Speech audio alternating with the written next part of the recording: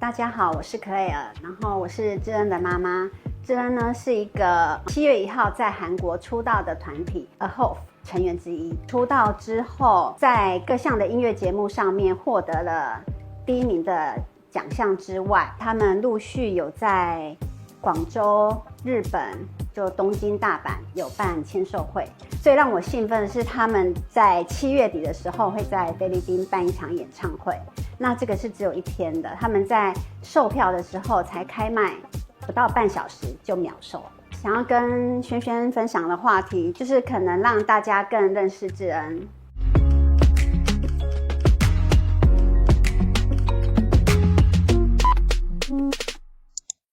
今天非常谢谢智恩的妈妈 Claire 来到与萱萱讲。这一路上我就是看智恩的成长日记，就感觉她出道就我们跟着一起出道，父母的支持对智恩来说是真的非常非常重要。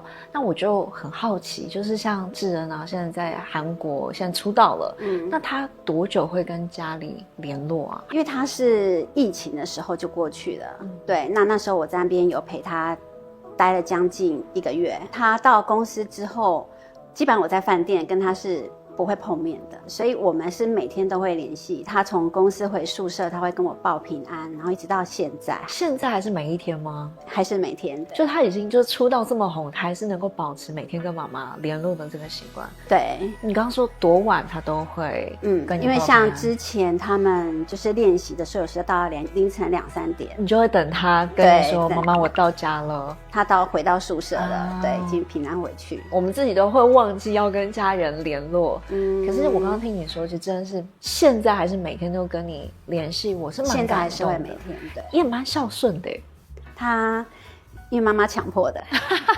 那你看到他有时候练习比较晚，或者活动比较晚的时候，就是作为妈妈的这个心情是紧张多、焦虑多，还是心疼多？应该是心疼吧。因为他们睡眠的时间基本上都是不够的，尤其是现在出道之后，他们去参加打歌舞台什么，就是因为你是新人，所以你一定是排第1个。那节目开录的时间就会是凌晨就要去哦，真的，去现场 stand by， 所以凌晨可能他12点多1点多回到宿舍，然后2点或是3点就要出门去化妆，然后到现场，然后等录影。那在这个过程，我们智恩有没有跟妈妈说，哇，真的好辛苦，有点太辛苦了，有点没办法再继续下去了？他不会，他会说很累，可是我们就是他会自己就有提醒他自己找时间休息。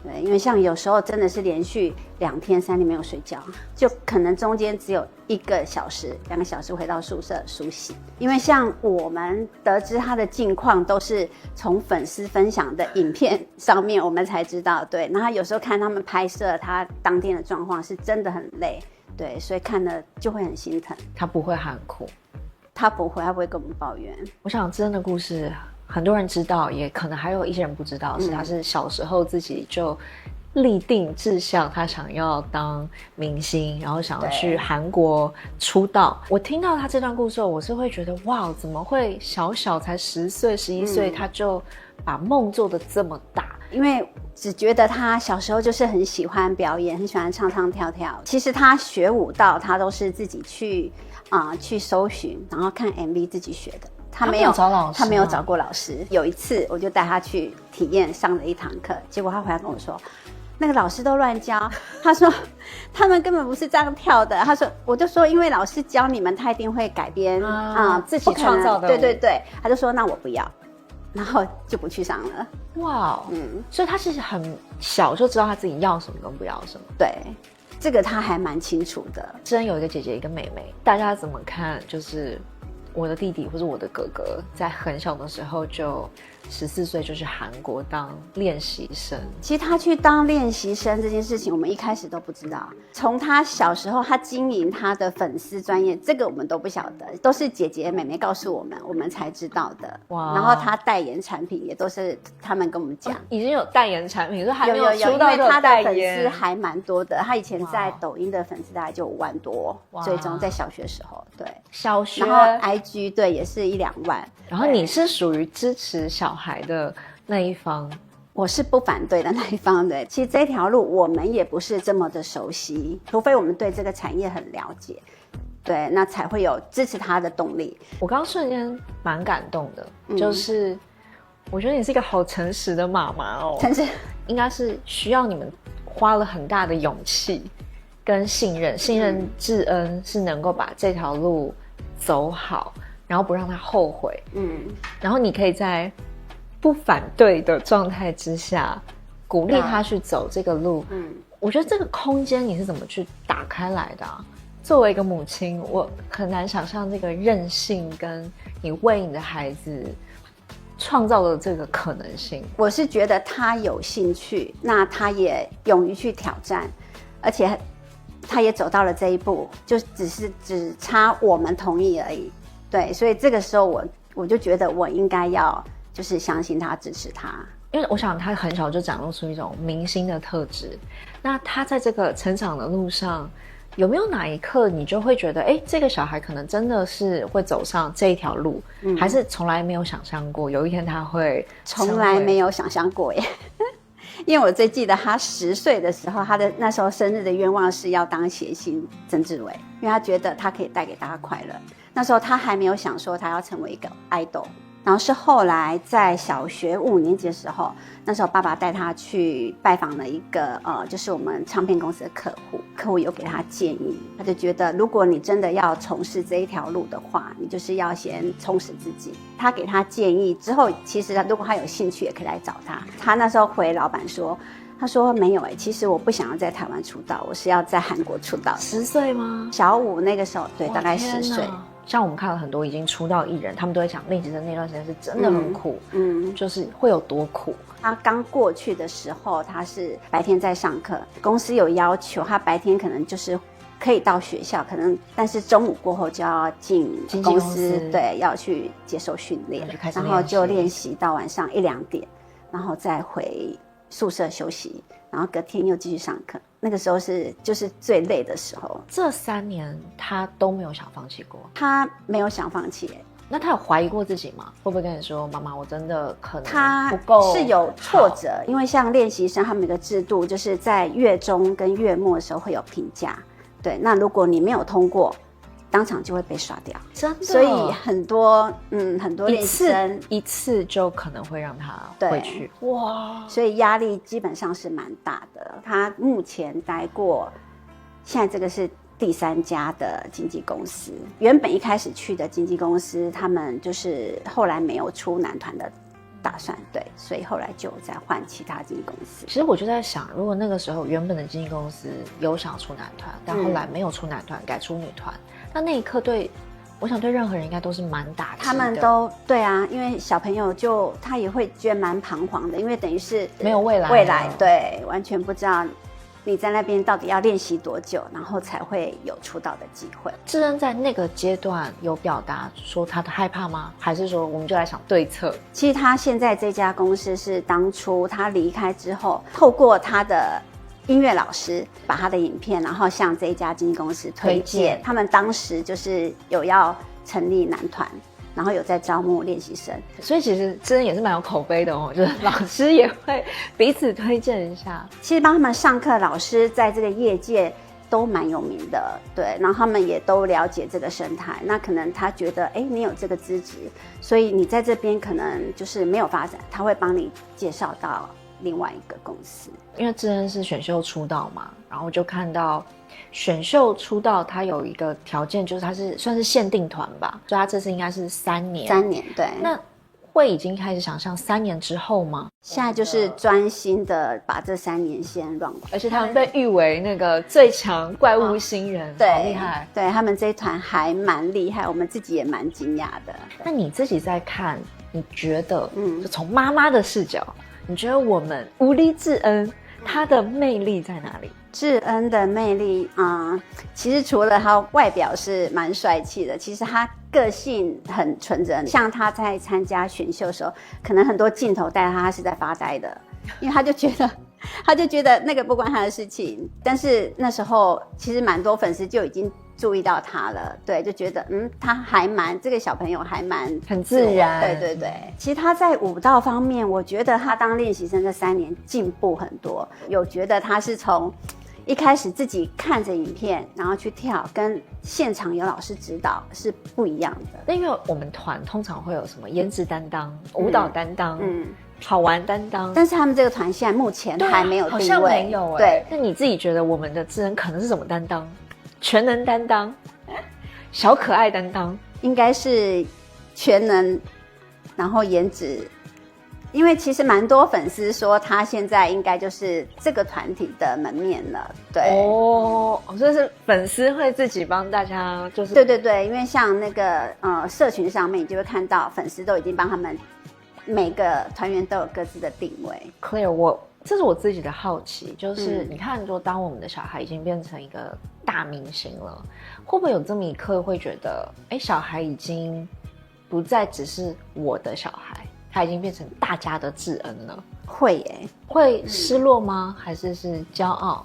其实还蛮开心的，因为毕竟他现在是一个 idol， 那可以获取大家的喜欢，其实是蛮重要的。因为我们这一次有去东京看他的签售会，因为我们过去之前，其实蛮多朋友就要求我们，就请我们帮忙，就是要智恩的签名，对对对。其实我们到后台去见他的时候，我有跟他讲，对我就说，那你可不可以帮我们签名？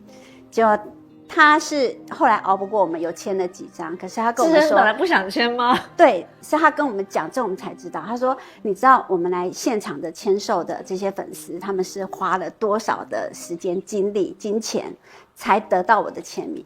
哦，对，他说，他说不是我不帮你们签，是我觉得我要保护我的粉丝。哎，我觉得这个超棒的。其实我当下真的有吓到，对，因为我觉得，哎，你就帮我签名是很简单的一件事情，对啊，因为毕竟大家就亲朋好友知道你也都想支持嘛，对，也想得到你的签名。但是他那时候跟我讲，我就觉得，后来想一下有道理耶。好有道理哦！他就说他要保护粉丝，他不能够这样子。我真的要说，我觉得作为智恩的粉丝，听到这句话会觉得非常非常非常的快乐，而且是觉得真的有被智恩放在手心里爱护的感觉。对，那时候我也觉得哇。不过那一刻应该真的对，真的会有那种，哎，我的小孩已经真的是大家的明星。对，作为一个偶像，是真的是会有一些偶像的特质，他得有他的一些原则，然后有他的想做的事情，他真的有勇气去把它做到，对，去完成它。那讲到 idol， 大家都知道，就是 idol 应该不能谈恋爱。对，签约期间是禁止的。作为智恩的粉丝，应该大家都会很想知道，那智恩会不会喜欢怎么样子的另一半？其实他还蛮喜欢那个 Twice 的子瑜，他会走这一条路。其实他一开始他不是会去 Google， 就是一些舞蹈来学。对，其实他那时候是追 Twice。所以他跳的几乎都是女团，那时候他就很喜欢子瑜。觉得听完智恩的故事，会觉得他从小就知道他想做什么，然后他真的就去把它实现，他就做到了。然后他就参加选秀，就出道了，好像非常的顺遂。我不知道他小时候有没有什么可能没那么顺遂的故事，或者是他们发生过任何他很挫折挑战的东西，然后他克服。可能就是他练习生的时候动作表现，他重复练习好几次，但是老师还是不满意，那时候他就会感到很挫折，是他真的做不好，还是因为老师不喜欢他，就觉得他这个舞蹈动作一直没有过，那个点一直没过，然后他很难过，所以那时候我们有跟爸爸讲，就是岳阳电话就跟爸爸说很难过，不知道怎么办，然后就是透过爸爸的协助，那时候有找他也是一个客户霹雳舞的老师，线上用视讯的方式，他请智恩跳一次给他看，然后他就线上指导。这是一个很好的循环就是当他遇到挫折，他愿意跟你们说，那爸爸是不支持这件事情的，他是反对，他也没有说你看你就是不适合这条路，就告诉你赶快回来吧，他也没有把这个变成一个说服他回来的理由，反而是去帮他找各种可能性，去帮助他去靠近他的梦想。智恩爸爸也做了很多努力。是，爸爸是幕后的大功臣。爸爸现在是他的忠实粉丝啊，因为像很多每天都在 po， 对，真的动态很多都是爸爸 po， 然后大家才知道，他会帮他经营一个粉丝对，会想他有一天会回台湾发展吗？现在目前就是看公司的规划，他的经纪约是在韩国，对，那虽然这个是限定团，但是他原本的公司是签约7年，哦，对，所以如果这三年结束之后，他还是会回到原本的经纪公司，因为他们之前有一个也是选秀节目出来的限定团，我知道 Zero Base One 那个团，他们的3年约是到明年的1月，对，然后那时候粉丝也是敲碗说，希望经纪公司可以让他们延续，就是全员都签约了，然后会再继续发展。那讲到团，我就很多人就会很好奇，就是团里面的感情到底好不好？他们感情还不错，因为团体的话，他们会就是住在同一个宿舍里面，彼此就会有个照应啊。他们的队长对23岁，跟简小恩的年纪比起来是大他5岁，所以他就会对他就是像哥哥会照顾弟弟，就是他当时立志是要以就是年纪最小的岁数出。他原本对，所以他那时候参加甄选的时候，他就是过了之后，他希望我们让他去，因为他14岁过去，他说他有机会可以就是14、15岁出道，对，就是会是年纪最小的。所以他其实原本的给自己的时间很短很短，对。其实当初过去经纪公司有答应我们说要出男团，因为其他团员都已经确定了。哦，那时候那个男团的其他团员，对，他说让他们就赶快一起练习。哦，所以他原本以为自己会在1年内出道，所以他觉得他去对应该是蛮快的。可是他要是那个1年内没出道，就对智恩的打击应该是蛮大的是很大。其实当他知道就是在这边可能没有机会出道的时候，他是很沮丧的，就不想要去继续练习了。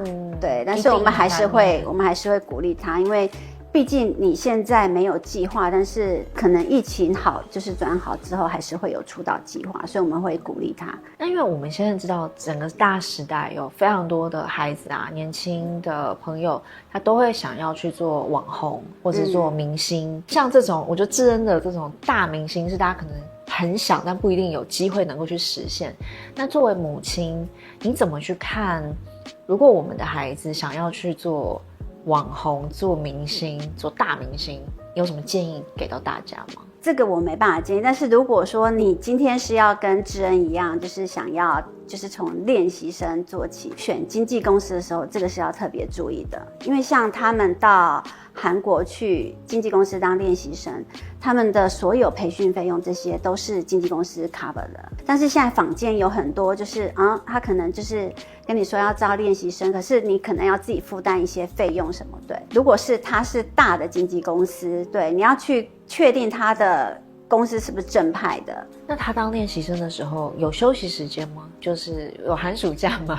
没有寒暑假。当练习生的时候，他可能礼拜六、礼拜天如果没有排课，他就会让你休息。以智恩来说，他不会出去玩，他可能就是他觉得继续练习，不是，他觉得平日练习已经很累，所以他就会在宿舍睡觉，然后顶多就是出去，我就会鼓励他说，那你出去走走，晒晒太阳，吃个饭。他在那段期间没有因为自己是外国人，然后被欺负或者被排挤的事情发生。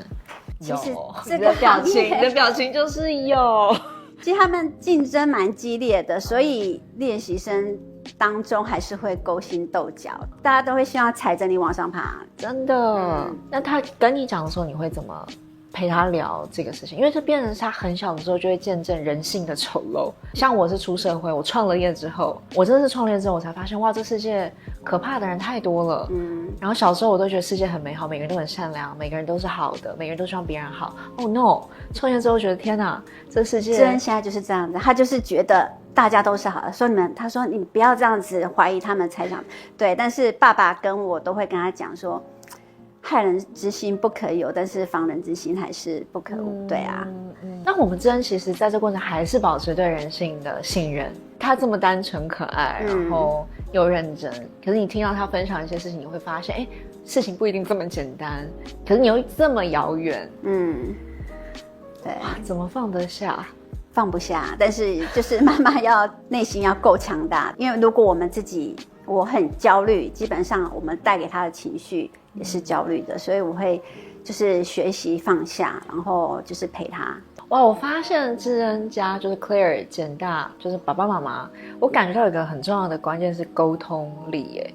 就有事情就把它讲出来，讲出来我们想尽办法解决就好了。对，这个是我们跟小朋友从小相处的模式。他们从小就是我自己带大，所以因为在家里很无聊，他们可能也不晓得要干嘛，所以妈妈就会帮他们找才艺课，或者带他们出去玩，探索这个世界。对，然后他们有什么事情都会跟你说，跟我们讲。我觉得这个是从小就已经建立的关系。像我刚刚听到你跟小孩培养这种沟通的关系，然后你鼓励他去做他想做的事，即使你只是不反对，你也没有支持，但你还是愿意把你本来牵着智恩的手放开。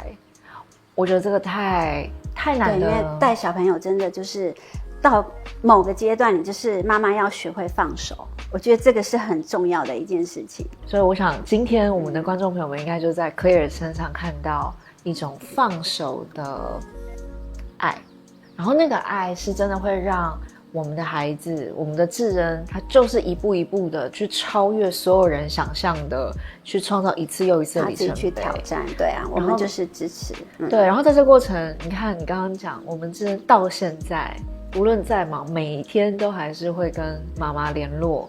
我觉得这个其实也给我很大的提醒，就是我真的有时候忙，真的也没有办法每一天去跟妈妈传讯息，但是我还是觉得这个是非常非常非常重要的事。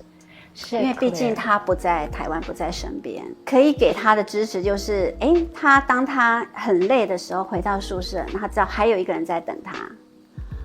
对，所以我觉得这个对我来说，我觉得也蛮重要的。智恩接下来就跟你说，妈，不止你一个人在等我，我的粉丝都在等我。对，我觉得这个很棒。谢谢 Claire 来与轩轩讲，然后看这节与轩轩讲的朋友们，如果你是喜欢智恩，我想今天有很多新面向的智恩，我们的简小恩非常的可爱，然后还是很相信我们的人性，非常的努力，希望大家继续的给他支持，给他应援。那如果呢，你是家里有一些小朋友，然后你也在想你到底要怎么去跟自己的孩子相处，我觉得 Claire 也带给我们很多信心吧。那个信心就是即使我们不支持，即使我们不了解，但我们愿意放手，给他一个天空去飞。然后我就想到智恩小时候的那个天空，或许在很小的时候，很多人可能就透过他的那张照片感觉到了什么叫做爱的自由。谢谢 Claire 带给我们这个爱的自由。与轩轩讲，我们下次再见了，拜拜。我最喜欢有2个部分，第一个部分是他讲到智恩其实现在看过很多你知道娱乐生态，但他还是非常相信人，然后觉得世界还是充满着善良。这件事情我是非常有共鸣，然后非常欣赏，也觉得难怪智恩的眼神里面总是充满着一种好像被说很自然很天然呆萌萌的，我觉得是一种很善良的眼神。然后第2个我很喜欢的地方是 Claire 有讲到他其实并不支持小孩，他只是不反对。然后我觉得在那一段的时候，我感受到他的眼神其实是充满一些舍不得，但他其实在这么不舍的状态之下，他还是给他的孩子最大的自由空间去探索。我觉得真的充满了勇气，我看到一个女人的力量，倾听，然后相信他，陪伴他，对，然后妈妈要就是学会自我调试。其实他是一个蛮独立的小孩，还是会遇到挫折，那但是我们就是希望他知道我们家人是永远支持他的。刚刚 Claire 分享一个故事，我印象很深刻，就是智恩很知道自己要什么跟不要什么，像他知道他就要把粉丝的爱放到非常的前面，然后他非常重视他跟粉丝之间的承诺。当一个人知道他自己的原则在哪里的时候，无论遇到任何的处境，他都会知道他想前进的方向是什么。所以我相信智恩无论遇到什么样的逆境，他都会想着喜欢他的粉丝跟他想要为大家带来欢乐的这个初衷，一直的往前走。所以我觉得人处在逆境当中，你只要有想要前进的地方，通常无论你在哪里都能够抵达。